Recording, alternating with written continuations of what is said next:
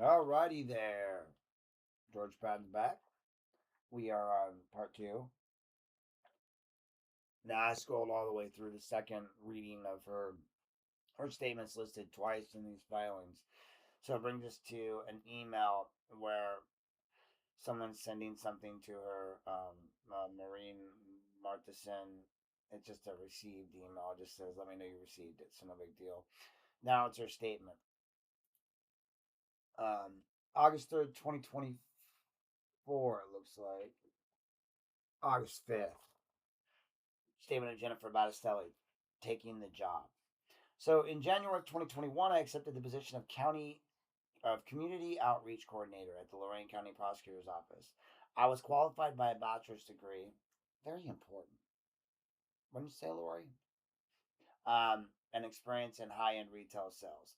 My job was to increase the visibility of the Lorain County Prosecutor's Office among Lorain County residents and to strengthen the relationship between the prosecutor himself and influencers in the community. Um, The community outreach effort has been part of the prosecutor's office for years. The position was not created for me. It had been done by two staff members in the previous administration, and I wanted to improve it, and I believe I did. After I was hired, job descriptions were prepared for each position in the office. A job description was prepared as well as the position for the community outreach coordinator. Some of the functions of my job description I believe were performed well were the following: acted as a strategic advisor for the county prosecutor to determine and prioritize community outreach strategies, was responsible for recommending, organizing, planning, and implementing community events and meetings for the county prosecutor in consultation with the chief of staff, was responsible for marketing of events, including consulting with outside vendors, obtaining estimates, and reviewing and approving copy for promotional materials, represented the interests of the county prosecutor's office at community events and other meetings in the prosecutor's absence, accompanying the prosecutor to community events and governmental meetings upon request. Sounds like a date. And plan, organize, and implemented employee recognition and office team building events. To accomplish the above objectives, I scheduled meetings for Prosecutor Tomlinson with the locals, with the local mayors, police chiefs, township officials, county agency directors, nonprofit service providers, senior citizen groups, veterans groups, and labor organizations. The prosecutor met with the public school children and their teachers. He kept busy. Compensation. My compensation was determined after reviewing compensation packages provided to the employees working in a similar capacity in other counties. In truth, I was paid less than community outreach coordinators in some of the other counties of similar size. As it was explained to me, Prosecutor Tomlinson had three specialized administrative positions in the office when I was employed: Chief Financial Officer Special Accounts, and in my position, Community Outreach Coordinator. All three positions are unclassified, exempt, and each is supposed to require a special skill or knowledge in order for those employees to excel in their specific capacities. Our salaries were equal and received pay raises at the same time. My claim against the prosecutor's office. In July of 2023, the Lorain County Prosecutor's Chief Investigator and Victim Advocate Supervisor filed a formal complaint against me. The complaint arose from my report to the Civil Division Chief Dan Petticourt that the Victim Advocate Supervisor was treating an employee in the office, a victim advocate of Hispanic heritage, differently from the other victim advocates. I was suspicious that the advocate's race and ethnicity was an issue in the matter. The victim advocate had complained to me that of the six victim advocates employed by the prosecutor's office, five of them had workstations in the office, and she had been excluded from that office by her supervisor, even though she wanted to be stationed in that office, and even though space was available to accommodate her. Ultimately, because of my claim of discrimination against the victim advocate supervisor was not sustained, I was disciplined in writing, and a letter admonishing me for my conduct was made a permanent part of my employee file.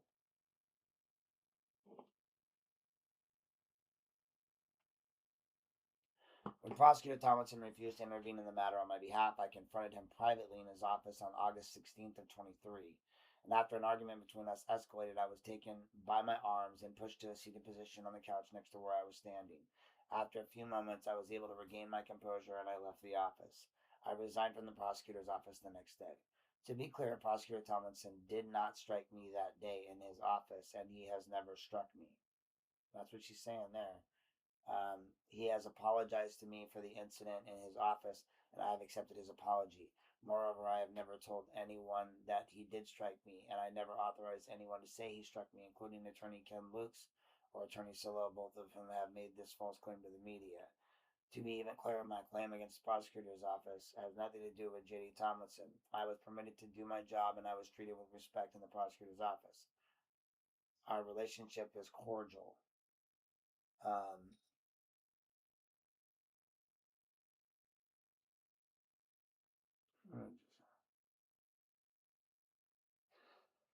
what has profoundly affected my attitude towards the law and the legal profession is that lawyers I have engaged to assist me since I left the prosecutor's office have clearly placed their interests before mine.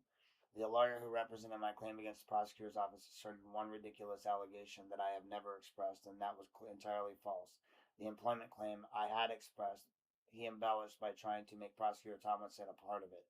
Neither claim was presented to me before being presented to by my attorney to the prosecutor's office. My second attorney, Kenneth Brooks, who contacted me, and not me him, conspired against me with Lorraine County Sheriff, his employees, and his lawyers to accomplish one objective: remove J.D. Tomlinson from office at or before the next election, without regards to me or the truth. It is now clear why Attorney Looks stated to me he was charging me no fees for his representation. I did not realize that when he instructed me to turn my phone over to the sheriff's deputies, that they would copy the contents and, notwithstanding the consequences to me, edit the content and leak these recordings to the news media. In this regard, I intend to pursue all legal options, both to vindicate my right to privacy and, even more important, to rectify this wrong.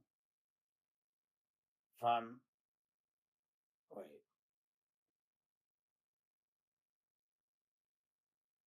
so this is a statement, but I don't see a signature. It ends at page 2, and then it says from J.D. Tomlinson, county prosecutor, to Brad Dickin, Chronicle Times editor, Brad Dickin, Chronicle at Trisha Ambrose, Morning News page editor, and T. Ambrose at newsherald.com. Oh, it's the same person.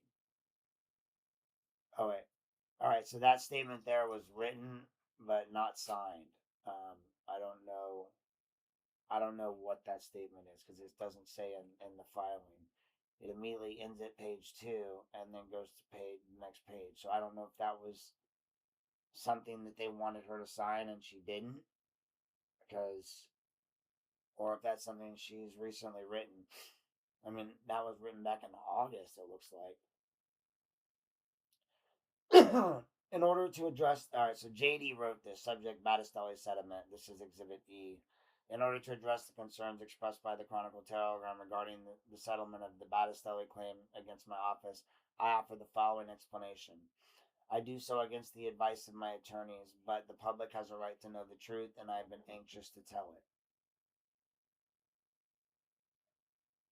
In October 2023, Jennifer Battistelli's attorney made a claim on her behalf for a violation of Miss Battistelli's civil rights.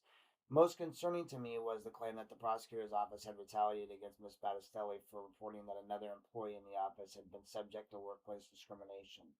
The following are the facts of the matter. Battistelli's claim rose in July of 2023. At that time, our chief investigator and victim advocate supervisor had filed a formal complaint against Miss Battistelli. The complaint arose from Miss Battistelli's claim to my civil division chief that the supervisor was treating one of the victim advocates, a female of Hispanic heritage, in a discriminatory fashion, and Battistelli's belief that the advocate's race or ethnicity was an issue in the matter. Both Battistelli and the affected advocate are of Puerto Rican descent. Miss Battistelli claimed that the victim advocate had complained to her that of the 6 victim advocates employed in the prosecutor's office, all 5 of them had their workstations in one office, and that she, the affected advocate, was excluded from the office by her supervisor, even though space was available to accommodate her. I asked my chief of staff and deputy chief to investigate the supervisor's complaint against Miss Battistelli. To be certain, we would not tolerate any type of discrimination in the office, especially involving a member of more than one protected class, Hispanic/female. After the affected employee was interviewed, it was concluded that although the employee felt she had been treated differently from the other victim advocates in the office, it was not because of her ethnicity or gender. Rather, having the affected employee work next to the retiring victim advocate who was training her and whose workstation was outside the victim advocate office made more sense. Because Miss Battistelli's discrimination claim was against the supervisor was found by the chief of staff to lack merit, Miss Battistelli was cautioned in writing and a letter of discipline was made a permanent part of her employee file. When I refused to intervene in the matter on Miss Battistelli's behalf, she resigned. I subsequently received an option from the employment lawyers in my civil division that I was wrong for allowing Miss Battistelli to be disciplined, even if her report regarding the victim advocate's treatment was mistaken. Yeah, that's illegal. You can't do that.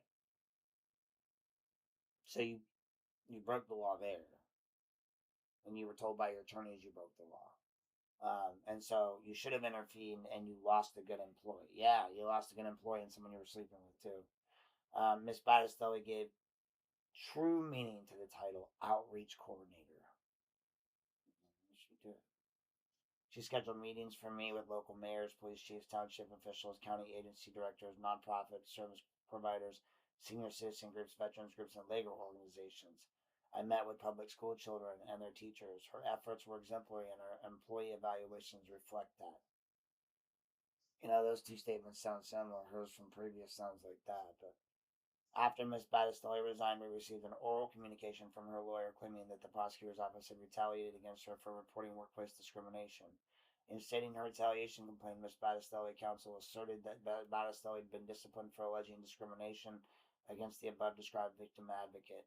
In brief, the claim was that not only had the prosecutor's office violated Ms. Battistelli's civil rights, but that we had also violated the public policy which encourages employees like Ms. Battistelli to report discrimination in the workplace.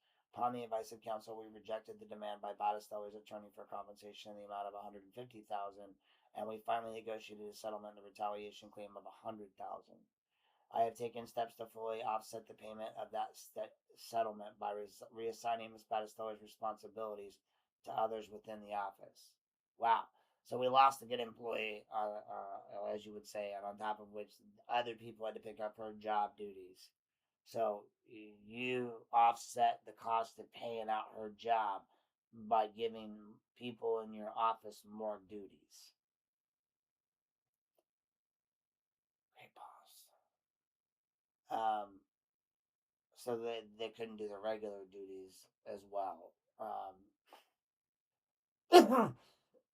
This is the May 7th letter he wrote. I know we've all read this in the paper, but still, just as I'm reading it, whatever. It is important to note that the final decision to settle the Battistelli matter was made by me. Dan Petticourt acted in his capacity as my attorney. Commissioners relied on my analysis of the claim as the appointing authority when they approved the settlement. I settled the matter with Jennifer Battistelli without referring the matter to Corsa, our insurance company, for several reasons. I was advised that Corsa may refuse to pay a portion of any judgment rendered or offered of settlement made based on the nature of her claims and the terms of the county's agreement with Corsa.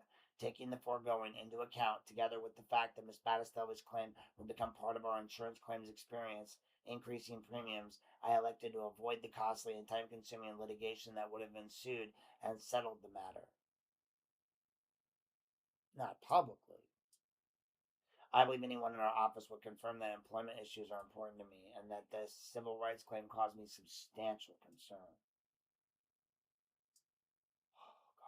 For both prosecutor's office and taxpayer, I believe that I made the right decision. The real controversy involving the case, however, has surrounded a draft EEOC charge that was prepared by Battistelli's attorney and was sent to our civil division chief. In the draft, two claims were stated. The second claim simply restated Battistelli's employment complaint. The first claim, however, alleged a course of conduct that my part that, if true, would have been totally inappropriate. I did not believe that Miss Battistelli made the allegations contained in the first claim, and so I asked her about it. Ms. Battistelli stated that her attorney had obtained her signature on the above document when it was blank, that she did not authorize her attorney to make a claim against me, and that the allegations stated in the claim were false. Ms. Battistelli stated that she was not even present for her attorney's office on the date that this draft was allegedly prepared. Now, we heard her give her statement earlier that is signed and dated and documented that wasn't the case.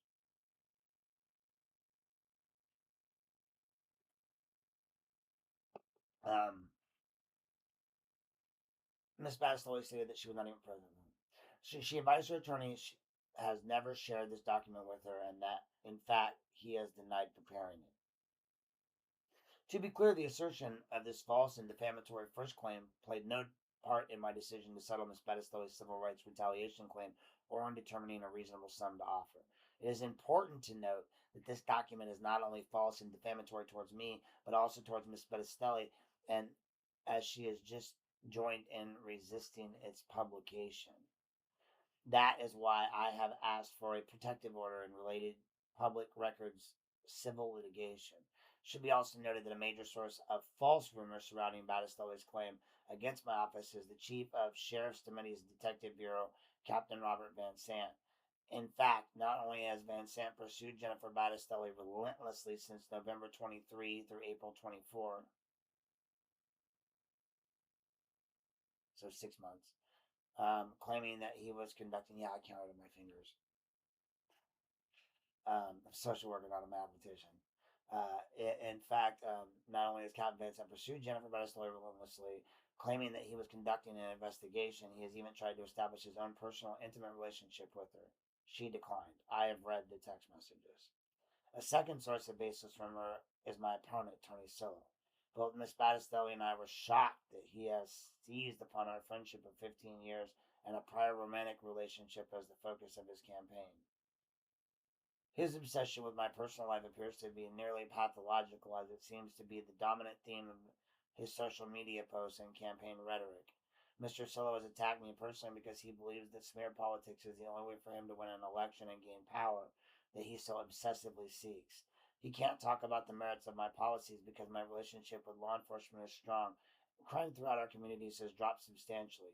He can't talk about the record of the innovation in the prosecutor's office because I have led the office into a modern age with historic law enforcement grants and technological advancement. He can't talk about justice because I have held the worst offenders accountable. And while and while exonerating the wrongly convicted, as every ethical prosecutor must do, the foregoing are the facts giving rise to the settlement of Jennifer Battistoli's claim against the prosecutor's office. No salacious conduct. I repeat, no new taxes. I did not have sexual relations with that girl. No salacious conduct. No scandal. No scandal. Nothing to see here, folks. No scandal. No scandal. Respectfully, J.D. Thompson, Rankin County Prosecutor. Beep, beep, beep, beep, beep. May 7th, 2024. And there's a picture. JD, I am good. Who is this girl? What is your ETA? You were there with me. I knew it as soon as she sent the pic to me. And then there's one, JD saying, "Okay, baby." When I walked in the door, I remembered I had a card and flowers waiting. So happy, I love this card so much.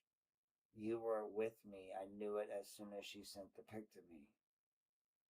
A picture of a gray house. I'll post this. 8302 East Heatherborough, Scottsdale, Arizona. Okay. Very cool. By the way, the summer in Phoenix is dumb hot. LOL. Like 100 degrees hot consistently. No, it's like, it's a small, like, it's too cool off while laying out. Which one? So,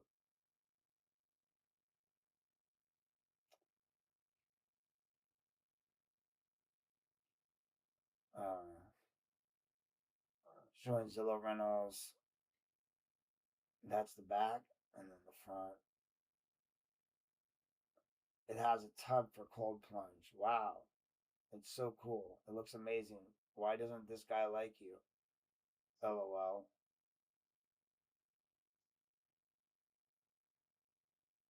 Like that?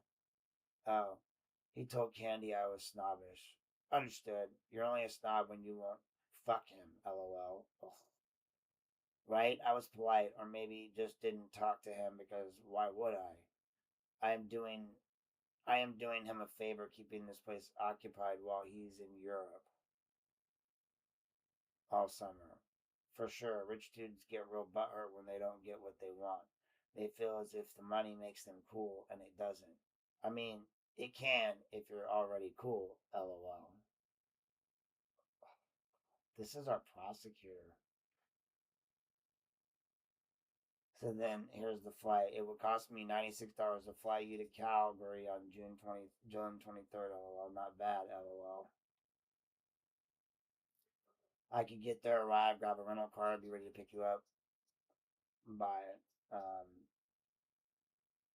1:30 p.m. Sorry, it's just fun to talk about traveling with you. LOL. Give me 10. Little Chris is down here talking to me. 10 minutes, or you are coming over at 10 p.m. LOL. Probably 10. LOL. 10 p.m. You still didn't define the 10. LOL. LOL. LOL. LOL. He's down here talking away while eating. Haha, I get it. Text me when you leave. Sorry. Alright, so sorry we had this nighttime schedule going. That is why I was trying to get home from him to go to dinner. I will text you when he goes up. Sorry. Are you still planning on coming over? I get it, by the way. Thanks. This senior year stuff is so sad. I bet. See you when he goes up? Or I could come to you as well. Are you okay, Jen? You might have to come here. Okay. When would you like me to leave? Go to M. Leaving now. Okay. In the room. Okay. May 2nd, 8:29 a.m. It was a joke, Jen. Get some sleep. May 2nd, 11:06. Can I please send you some food, Jen? I don't eat. Save me over a way to find my sunshine back, a world where I was happy. Oh, I world before Katie. A world before I was the only person you loved. I am I am no that's impossible, so I am processing. I got out of bed so I'm not so depressed.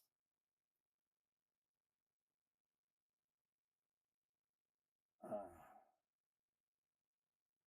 Ban if is the only solution. BANFF. I do love you, Jen.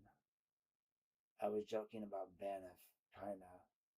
BANFF. I gotta figure out what that means. I'm sure it's something dirty. BANFF, kinda. Do you want to join with me? Who are you? Call me. I am in tears. I wasn't kidding. Why? What did I say? Just about us, everything. My life. Please answer, Jen, please. You listen to me cry on the phone, lol. Of course I want to be with you. I love being with you. You're my favorite person ever. JD, I've been crying to for 2 years. This is insane. You know that, right? I think I'm mentally unstable. Wow, just had a nice long conversation with Katie again. This is May 2nd at 2:07. There was no more text until this. This is a fucking circus. Thanks for saying all the bad things about me and not protecting me. I am so upset. So don't start calling me and apologizing. It is what you is what and who you are. What bad things? I spoke to her 1 minute on the phone. Show me the bad things, Jen. I have all the messages from this morning. Do you want to see them? I have everything on record, and I can show her. And I spoke for less than a minute. So when did I say all these bad things, Jen? And then there's messages from Katie Jean. It says that's after I go crazy. So what? Something about plans. Then there's an audio call and a missed audio call.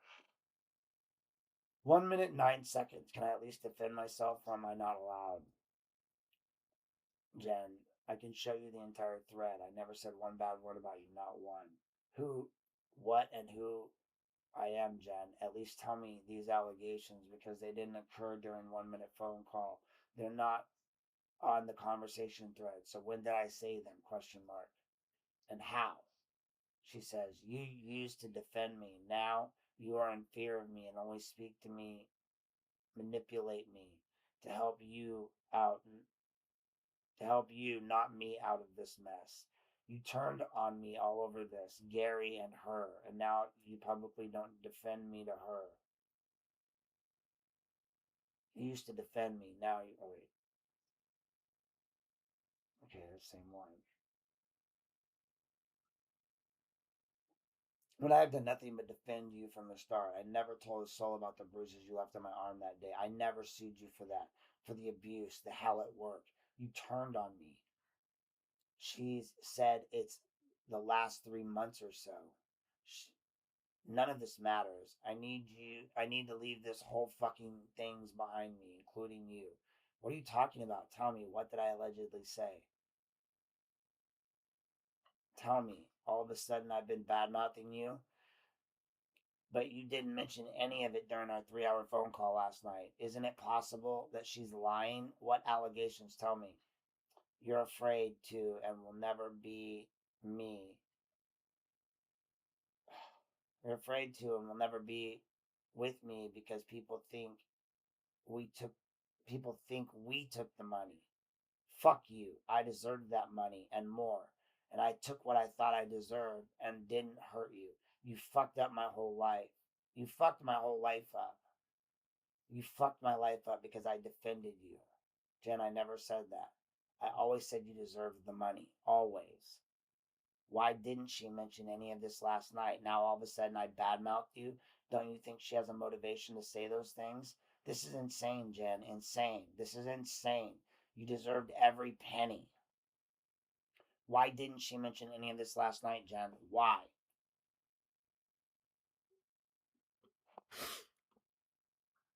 I am not like her. I will not reach out to Tony C or publicly humiliate us. But just know, you can have her, your beliefs about me. All I ever did was love you and protect you as much as I could. Another copy of the same one. You didn't do the same. She sent me the screenshots. What? All I ever did was love you too, Jen. Can you do me one favor? Can you please explain to the judge that this is not my fault? Your personal life explodes into our abilities to move on from any fault. Your personal life explodes into our abilities to move on from any legal issues we have between each other, as we did from the very start. Let the attorneys handle it. My claim was a legal and clean claim. I was paid by the county. My part is and this is over. My part in your life is over. You are free from fear, from me, on everything I love. You will never hear from me again. I am off the circus ride. Okay, Jen, as you wish. That was So Friday, May 3rd, Jen, she's calling her bacterial infection an STD. That's defamation. Oh God, I feel like stuff's missing. So May 3rd at 4:57, Jen, she's calling her bacterial infection an STD. That's defamation. I don't have an STD. I've already heard she's already posting crazy shit. Jen, I just hired Michael Camara to handle this matter. Thank you for your help. I'm sorry for the chaos. I can't get out of bed. This is May 4th at 10:09 a.m. I wonder if it was, what day was it, May 4th? Like, I'm just curious. Let's just look.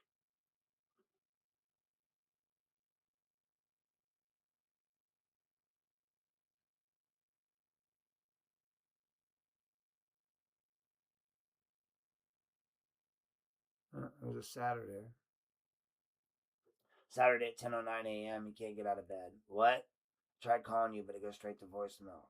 She says, call in 5. Saturday, May 4th. Doing okay? Yes. Hi, Denise. You okay? Eh. Then, damn, I am worried about you, and I feel like I'm not doing enough. This was her talking to him. I'll be okay. I'm lonely. I'm headed out. I'm headed to Carlos for a cut. Would you consider watching a movie with me tonight? She gives exclamation point. Is that a yes? It's okay if you can't. I just could use the company. Saturday, May 4th at 10:21. Sorry for calling again. Enjoy your night. I'll be okay. Sunday, May 5th at 12:39 a.m. I'm sorry. I'm just trying to survive this as you are. I'm sorry for all of it. It sucks. Sad face. Lover not going to be Am I ever not going to be able to go to sleep without crying? I have done so much for you. I have done things you have no idea about. I lost you and everything that I had thought my world would be. You hate me now. I can hear it in your voice. I will never be able to change that. She wrote that, and then there's another one that says, you unsent a message. Then July 5th, it says JD for prosecutor. And there's like just a picture.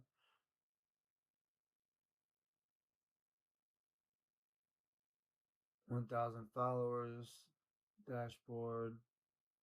How healthy is your page? Please take me off this page. You are the main administrator of the page, and I can't remove myself. This is her asking her to take it off the page.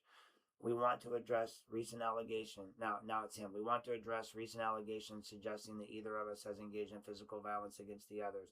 These claims are completely false. Our interactions, while at times contentious, have never escalated to physical violence, and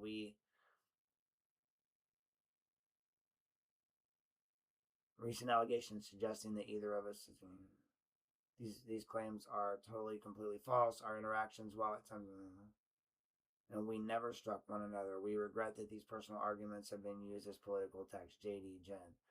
Just a suggested statement. Jen, Amber regrets everything. She thought you released those videos. She feels like shit about it now. Sincerely, I'm giving her your number. She's going to apologize and she means it. Amber. Oh my god. So Wednesday, July 31st at 1:17 p.m. It says Tia Hilton. I don't know if that's. It looks like a contact. Call me. Call me.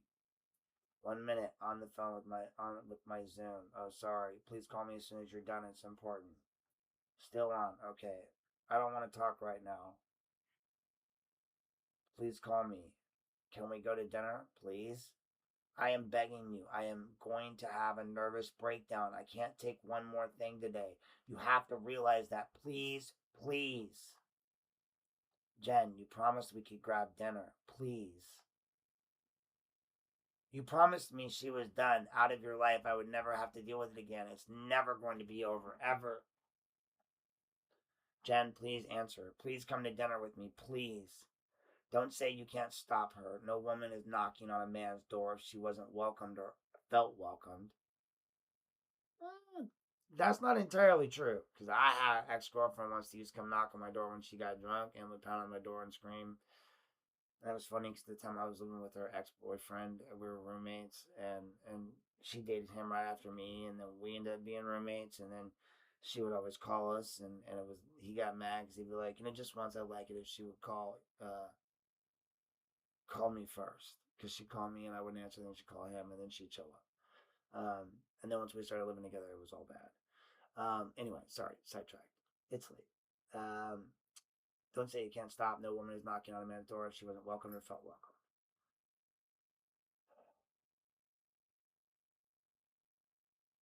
Please talk to me, JD says. Please talk to me. She's never done that before. I'm begging you. If you meet me for dinner, I'll show you. So what? I don't even want anything to do with you or her. I had enough of the triangle women situations. Damn, JD, why?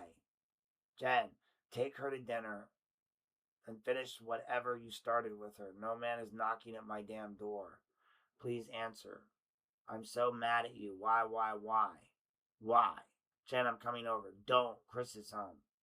Go to Katie. I can't take it anymore. I can't. Jen, she is garbage, dude. This is never going to be okay. I'm coming over. I have to. I'm coming over. Seriously, don't. Call me. Little Chris will flip out. Call me.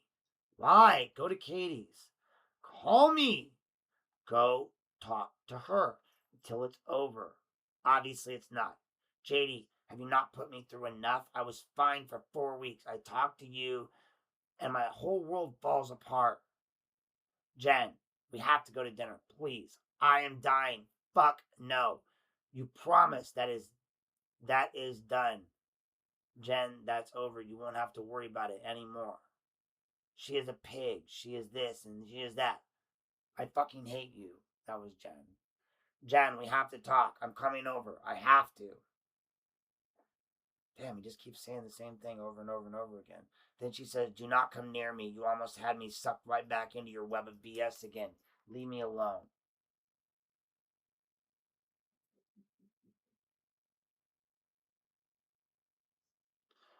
JD responds with, it's not BS. I just wish I have never met you. I wish Katie never came in. I want my life back. I am so stupid. Jen, I have to talk to you. Call me. Please call me. Call me, Jen. I'm begging you to call me. We have to talk. We don't have to freak out. Please, Jen, just call me. God, dude. Bruh. Side note.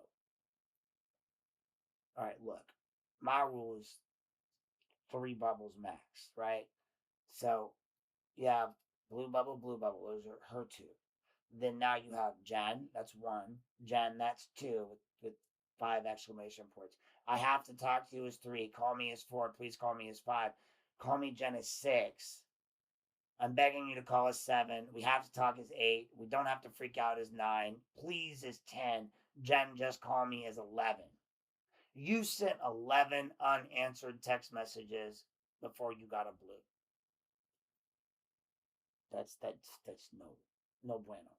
So 3, guys. 3 text messages. She doesn't answer after 3. You gotta stop.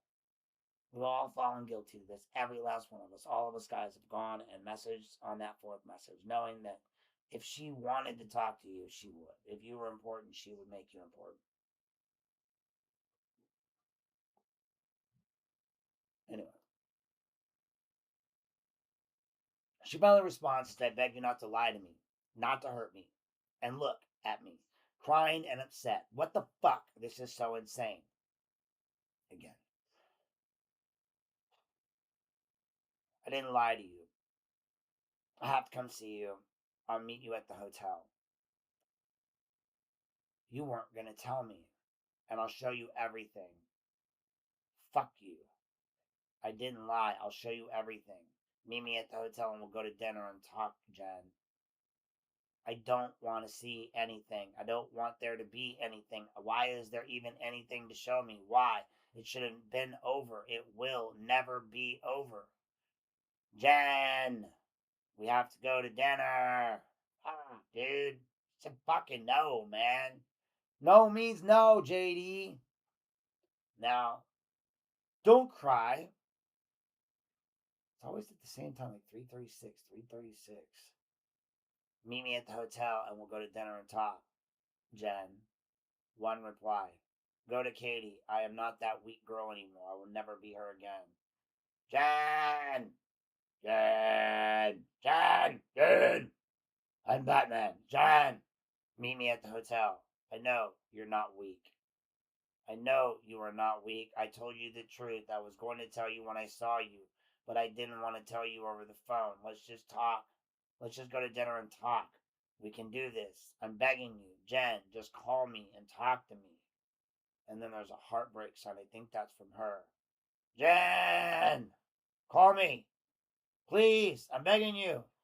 I told you the fucking truth. We need to talk. Call me. I'll give you $100 just to meet me for dinner! Exclamation point. That's not a joke. There's no... Listen. Alright. So he said it was a joke. But if you look at his earlier messages when he's friendly with her and he's just chit-chatting, everything that is a joke is an LOL or I'm joking. LOL, I'm joking. LOL, I'm joking. Right? There was no joke here. 1 reply. You don't see. I have to meet with you. Question mark or exclamation point. I have to meet with you. We can't do this again. Please meet me. I'll pick you up at the hotel. Alright, so again, let's count. Jen, 1. Meet me at the hotel, 2. I'm not weak, 3. I know you're not weak, 4. I told you the truth, 5. I was going to tell you when I saw you, 6. but I didn't want to tell you over the phone. 7, let's go out to dinner and talk. 8, we can't do this. 9, I'm begging you. 10, Jen, just call me and talk to me. 11, now there's a heart symbol, heartbreak symbol. I don't know who that is because it doesn't have a name on it. Just looks like it was him. Then we've got Jen is 12, call me. 13, please. 14, I'm begging you. 15, I'm told the fucking truth. 16, we need to talk. 17, call me. 18, I'll give you $100 just to meet for dinner. 19, getting desperate. Text 20, I have to meet with you. Text 21, we can't do this again. Text 22, please meet me. Text 23, I'll pick you up at the hotel. Finally, she responds, I told you last night I am not, will not, am not putting up with this shit ever again. You said, Jen, it's over. It sounds like a Dr. Seuss rhyme. And he says, I didn't do anything, Jen. God, it's just the same. She's right. Like, he feels like if he says it enough, that it's like that song, wasn't me. Caught you banging on the sofa, wasn't me. Even got you in the shower, wasn't me. He's like, it wasn't me, Jen. Wasn't me. Nothing to see here. Just move along, please. Here it is, too. 336. Why is it 336? 336. 336. Jen, I'll give you $500. Oh, because they were downloading it at 336.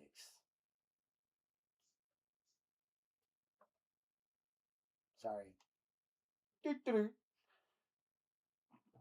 Jen, semicolon. He first sent a bubble with her name and a semicolon. Then he sent a second text. He prefaced it and announced the first text. Jen, semicolon. I'll give you $500 if you meet me for dinner! Exclamation point. Then she responds to the I'll give you $100 to meet me for dinner. Don't insult me. Give it to Katie. She is the one that cares about money. No joke. We can't do this. I'm not insulting you. I ignored her calls all day and night. I can't help that she came to my house. It's not we, it's you. You do this to me. God, I hate you. I hate that you control me. You control my feelings, my heart. I hate the power you have over me. I hate it. That's real shit right there. Like, it is what it is, folks. Like,